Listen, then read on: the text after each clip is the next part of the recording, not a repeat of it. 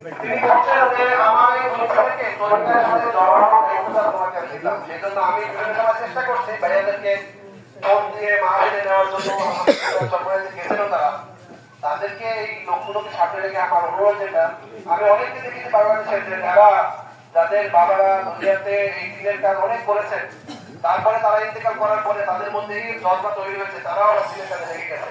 আমি আশা করবো তার এই দুই ছেলে আলহামদুলিল্লাহ তিনি যে সম্মানটা পেয়েছেন, দুনিয়াতে যে সম্মানটা পাইতেছেন, এই দুনিয়াতে সম্মানের অধিকারী তারাও হবে। এই জন্য তাদের দুই ছেলেকে আমার অনুরোধ থাকবে সবার সামনে যে তারাও আজকে এই তরিকার সাথে জুড়ে মিলে থেকে এবং তার অন্যান্য যারা আছেন তারাও কাছে এই যে কথাগুলো শেখানো হয়েছে যে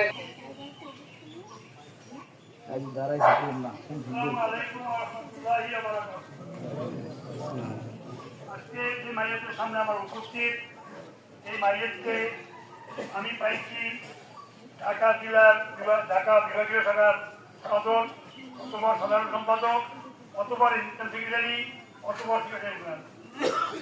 ওনার সঙ্গে কাজ করতে গিয়ে এত আরামের সাথে এত গঠনমূলক কাজ করতে পারছি, সেটার উদাহরণ আমি সব জায়গায় দিতে পারবো না।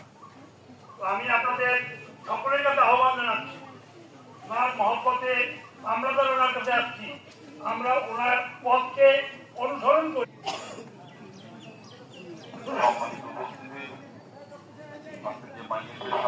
আমরা দাঁড়িয়ে আছি দোয়া করার জন্য।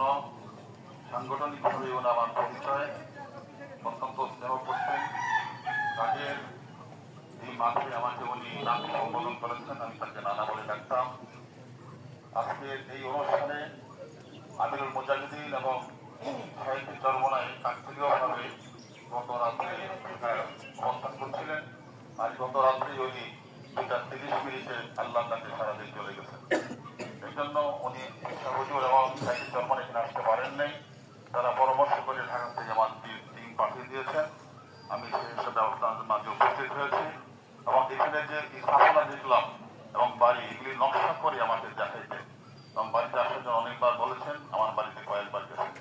এসে দেখলাম উনি ওনার অনেক তামান্না মসজিদ মাদ্রাসা করার জন্য চেষ্টা করেছেন, আল্লাহ করাইছেন।